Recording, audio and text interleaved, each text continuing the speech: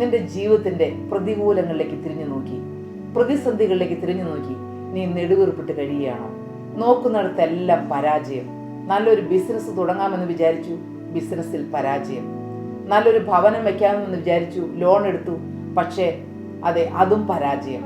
അതും പാതി വഴിയിലെത്തി മുടങ്ങിക്കിടക്കുന്നു. എടുത്ത ലോൺ അടയ്ക്കുവാൻ മാർഗമില്ല. ഈ കടങ്ങളെല്ലാം സാരമില്ല, നല്ല മക്കളുണ്ടല്ലോ, നല്ല കുഞ്ഞുങ്ങൾ വലുതായി വരുമ്പോൾ അവർ ഒരു സഹായമാകുമല്ലോ എന്ന് വിചാരിച്ചു. എന്നാൽ കുഞ്ഞുങ്ങൾ വളർന്നു വരുമ്പോൾ അപ്പൻ്റെയോ അമ്മയുടെയോ ഇഷ്ടമനുസരിച്ച് ജീവിക്കാതെ അവർക്ക് തോന്നിയ വഴിക്ക് ജീവിക്കുന്നു. എങ്ങനെയെങ്കിലും ആരോഗ്യത്തോടെ ജോലി ചെയ്ത് എന്തെങ്കിലും കഠിനാധ്വാനം ചെയ്താണെങ്കിലും ജീവിക്കാമെന്ന് വിചാരിച്ചു. പക്ഷേ അപ്പോഴിതാ ഒരു മാറാ രോഗം പിടിപെട്ടിരിക്കുന്നു. ജനിച്ച നാൾ മുതൽ കഷ്ടത്തിൽ വലയുന്ന പ്രിയപ്പെട്ട മകനെ, പ്രിയ മകളെ, നീ യേശുവിങ്കിലേക്ക് കടന്നു വരൂ. ഇവിടെ ദൈവത്തിന്റെ വചനം പറയുകയാണ്, അത്തിവർഷം തളിർത്തില്ലെങ്കിലും, ഗോശാലകൾ കന്നുകാലി ഉണ്ടായില്ലെങ്കിലും, ആട്ടിൻകൂട്ടം നശിച്ചു പോയാലും, ഒലിവ് വൃക്ഷം അതിന്റെ പ്രയത്നഫലം തന്നില്ലെങ്കിലും, മുന്തിരിവള്ളിയിൽ അനുഭവം ഉണ്ടായില്ലെങ്കിലും, പ്രവാചകൻ ഉറപ്പോടെ പറയുകയാണ്, എങ്കിലും ഞാൻ യഹോവയിൽ ആനന്ദിക്കും.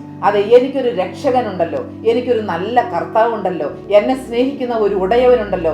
ഇന്ന് ഈ ഭൂമിയിൽ എനിക്ക് പ്രതികൂലങ്ങൾ ഉണ്ടെങ്കിലും എനിക്കെല്ലാം അനുകൂലമായി തീരുന്ന ഒരു നല്ല ദിവസമുണ്ടല്ലോ, എന്നെ മാനിക്കുന്ന ഒരു ദിവസമുണ്ടല്ലോ.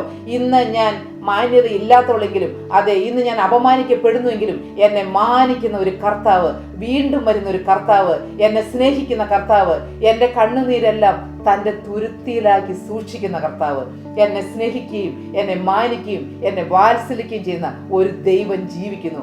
അതുകൊണ്ട് ഞാൻ എൻ്റെ രക്ഷിതാവിൽ ആനന്ദിക്കും. ഹല്ലേലൂയ. എൻ്റെ രക്ഷയുടെ ദൈവത്തിൽ ഘോഷിച്ചുല്ലസിക്കും. ഈ പ്രതികൂലങ്ങൾ കണ്ട് ഞാൻ തളർന്നു പോവുകയില്ല. ഞാൻ എൻ്റെ ദൈവത്തിന്റെ നാമത്തെ ഉച്ചസ്ഥരം വിളിച്ച് ഘോഷിക്കും. എൻ്റെ ദൈവം നല്ലവനെന്ന് ഉറക്കെ പറയും. എൻ്റെ പ്രതികൂല സാഹചര്യങ്ങളിൽ ഞാൻ എൻ്റെ കർത്താവിനെ വിട്ടുപോവുകയല്ല, അവനോട് ചേർന്ന് നടക്കും, അവനോട് ചേർന്ന് വസിക്കും. നിനക്കൊരു വാഗ്ദത്തം ലഭിച്ചിട്ടുണ്ടോ? നിനക്ക് വേണ്ടി ദർശനത്തിന് ഒരവധി നിശ്ചയിച്ചിട്ടുണ്ട്. അത് വൈകിയാലും അതിനായി കാത്തിരിക്കാം. അത് വരും നിശ്ചയം, അത് വരും നിശ്ചയം. ജീവനുള്ള ദൈവം തന്നെ പ്രവാചകനോട് പറയുകയാണ്, അത് വരും നിശ്ചയം, താമസിക്കുകയുമില്ല. നമ്മുടെ താമസങ്ങളൊന്നും താമസങ്ങളല്ല, എല്ലാ അനുഗ്രഹങ്ങളും തരുവാൻ മതിയായവരാണ്. ഈ നല്ല കർത്താവിൽ നമുക്ക് വിശ്വസിച്ചുറയ്ക്കാം. കർത്താവിന്റെ വാഗ്ദത്തങ്ങളിൽ നമുക്ക് വിശ്വസിക്കാം. നമ്മെ തള്ളിക്കളയാതെ നമ്മെ മാനിക്കുന്ന ആ നല്ല ദിവസത്തിനായി നമ്മുടെ കർത്താവിനോട് ചേർന്ന് വസിക്കാം.